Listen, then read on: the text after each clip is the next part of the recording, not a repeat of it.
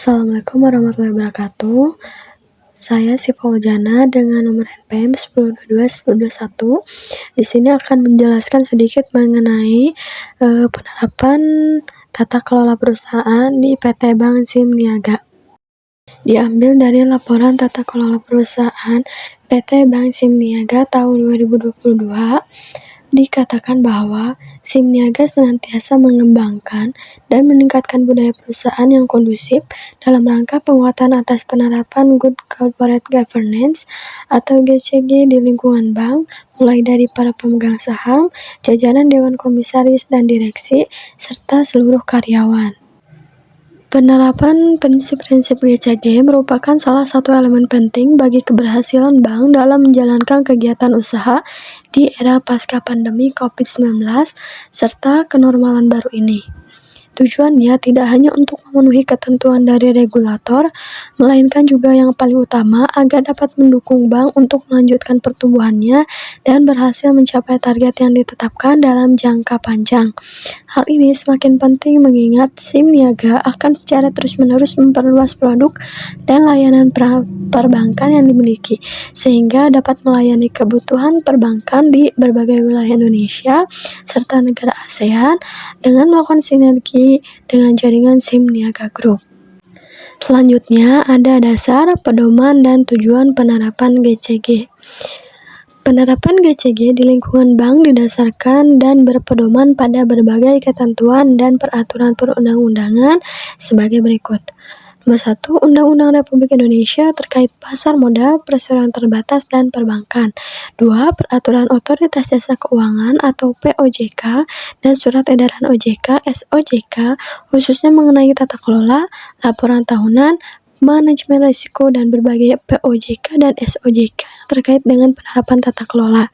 3. Roadmap Tata Kelola Perusahaan Indonesia yang disampaikan melalui siaran pers OJK pada tanggal 4 Februari 2014.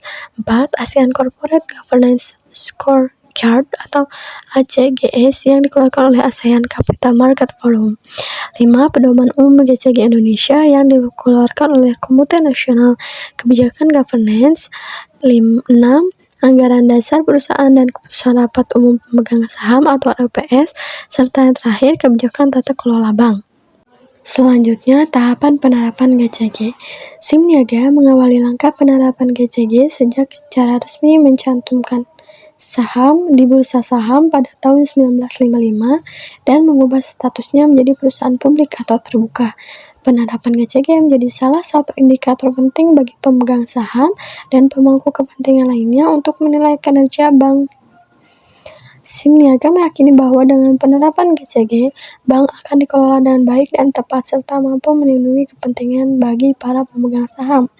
Dalam rangka memelihara dan meningkatkan kualitas penerapan GCG, SIM Niaga melaksanakan penilaian terhadap penerapan GCG setiap tahun, baik dilakukan dalam menjalin kerjasama dengan lembaga independen maupun melalui metode self-assessment. Saran dan rekomendasi atas penilaian GCG tersebut senantiasa menjadi bahan evaluasi dalam memaksimalkan praktek terbaik GCG dan dipublikasikan melalui situs web bank. Selanjutnya ada keterkaitan penerapan tata kelola perusahaan dengan kinerja bank. Ada pencapaian kinerja tahun 2022, komitmen bank atas penerapan GCG mampu menghasilkan pencapaian kinerja yang baik. Di tengah kondisi ekonomi yang kurang menguntungkan, SIM Niaga berhasil meraih beberapa pencapaian kinerja sebagai berikut.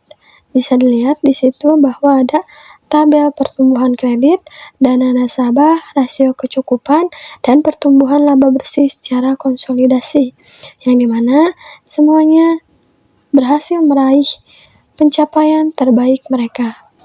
Selanjutnya, ada penyempurnaan kualitas GCG di tahun 2022. Hal ini bertujuan untuk meningkatkan kualitas penerapan serta mempersiapkan diri menghadapi era pasca pandemi COVID-19 yang pada tahun 2022 telah menjalankan beberapa inisiatif. Di antaranya adalah sebagai berikut. Selanjutnya ada jejak langkah penerapan GCG SIM Niaga yang bisa kita lihat di laporannya sebagai berikut. Selanjutnya ada struktur dan mekanisme tata kelola bank. Implementasi GSG di lingkungan SIM niaga dijalankan melalui kerangka kerja 4 pilar tata kelola perusahaan yang baik, yakni governance commitment, governance structure, governance process, dan governance outcome. Keempat pilar tersebut dilaksanakan dalam struktur tata kelola bank yang meliputi rapat umum pemegang saham atau RPS, dewan komisaris dan direksi, serta organ memiliki peran penting dalam penerapan tata kelola serta melaksanakan fungsi, tugas, dan tanggung jawab masing-masing demi kepentingan bank dalam menjalankan kegiatan usaha selaras dengan anggaran dasar dan peraturan perundang-undangan yang berlaku. Selanjutnya, sudah tertera ada struktur GSG PT Bank SIM Niaga. Adapun hasil tata kelola atau governance outcome, cara terintegrasi dan berkelanjutan, SIM Niaga menjalankan governance commitment, governance structure, dan governance process untuk menghasilkan penerapan tata kelola atau governance outcome yang baik. Hasilnya, SIM Niaga meraih beragam pencapaian operasional dan keuangan yang memuaskan di tengah tantangan ekonomi dan pandemi yang belum sepenuhnya berakhir pada tahun 2022. SIM Niaga optimis dalam jangka panjang penerapan GSG yang selaras dengan best practice akan selalu memberikan dampak positif terhadap penciptaan nilai dan pencapaian bisnis bank yang berkelanjutan. Baik, itu saja yang dapat saya sampaikan. Terima kasih. Wassalamualaikum warahmatullahi wabarakatuh.